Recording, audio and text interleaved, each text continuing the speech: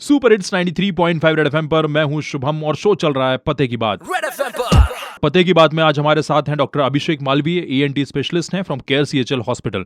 Sir, समय के साथ साथ टेक्नोलॉजी भी काफी ज्यादा बढ़ती जा रही है और एज अ सर्जन आप भी कई तरह की टेक्नोलॉजी यूज करते हैं सर्जरीज में, तो प्लीज इसके बारे में हमें बताइए। बहुत इंपॉर्टेंट सवाल है। मुझे ऐसा लगता है कि आजकल टेक्नोलॉजिकल एडवांसमेंट इन अगर टॉन्सिल्स और एडिनॉइड की सर्जरीज देखी जाए तो काफ़ी ज़्यादा एडवांस हो चुकी है। जी। पहले जो होती थी बहुत कन्वेंशनल तरीके से होती थी, ठीक है ना, बहुत ही उसमें काफ़ी ज़्यादा खून बहता था, अपना सर्जन्स को भी ऑपरेट करने में काफ़ी दिक्कत आती थी और कंप्लीट तरह से डिसीज पूरी तरह से निकली नहीं, हमें पता नहीं था। लेकिन आजकल एंडोस्कोपिकली होती हैं ये, और दो तरह के कई तरह के इंस्ट्रूमेंट्स आते हैं, डिब्राइडर होता है, शेवर होता है, और आजकल एक कोबलेशन टेक्नोलॉजी आई है जो मार्केट में, वो इसका ये रहता है कि जो अगर मान लो अगर एडिनॉइड टिश्यू हमें हटाने हैं तो नॉर्मली अगर उसको हम हटाएं तो अगर नॉर्मल कॉटरी से उसको हटाया जाए, ब्लीडिंग को रोकने के लिए यूज़ करते हैं, तो वो क्या 100 डिग्री सेल्सियस और 1000 डिग्री सेल्सियस पे बर्न होता है, जिससे पेशेंट को पेन बहुत ज़्यादा होता था पहले के तेलों में। आजकल हम लोग कोबलेशन टेक्नोलॉजी का यूज़ करते हैं, तो उसमें हम लोग 40 डिग्री सेल्सियस पे टिश्यूज हटते हैं और जो उसकी जो ब्लीडिंग है वो रुकती है। पेशेंट को क्या है ना कि अगले दिन ही डिस्चार्ज आसानी से हो सकता है। सर्जरी के होने के बाद का जो पेन है वो बिल्कुल ना के बराबर होता है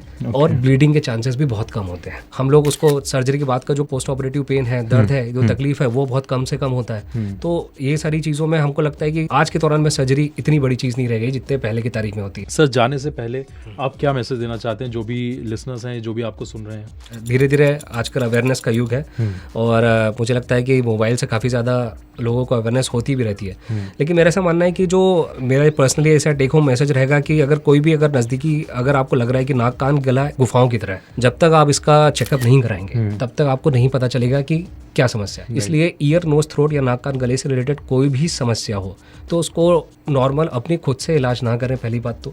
दूसरी बात, अगर लग रहा है कि बहुत सडन कुछ अपने को सडन कुछ तकलीफ हो रही है, सडन सांस लेने में दिक्कत है, सुनने में दिक्कत है या कुछ तरह की समस्या है, तो उसको नज़दीकी नाक कान गला डॉक्टर से एक बार चेकअप जरूर कराना है। क्राउड वैसे ही काफ़ी समझदार है, लेकिन मुझे थोड़ा सा उनके बारे में मुझे लगता है कि उन्हें इस चीज़ के बारे में थोड़ा सा अवगत कराऊंगा। मैं भी ये कहना चाहूँगा कि सर, एक तो लोग स्पेशली ये जो मानसून इस टाइम पे ध्यान रखें और अवेयर रहें, बट सही डायरेक्शन में जाके अवेयर हो। अगर कुछ रहता है तो डॉक्टर अभिषेक मालवीय हैं, आप केयर CHL हॉस्पिटल जाइए, ENT स्पेशलिस्ट हैं सर, पूरी तरह से मदद करने वाले हैं। जी बिल्कुल बिल्कुल। आप केयर CHL भी आ सकते हैं, आप नज़दीकी नाक कान गला डॉक्टर के पास भी जाएं, लेकिन डॉक्टर का परामर्श बहुत ज़्यादा जरूरी है। और मानसून में स्पेशली सावधानियां रखें और मानसून को एंजॉय करें, ये भी बहुत जरूरी है। Thank you so much sir, मैंने बहुत एंजॉय करा इस conversation. Thank you so much.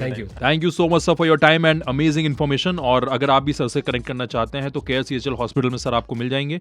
मेरा नाम है शुभम, शो था पते की बात, रेड FM बजाते रहो।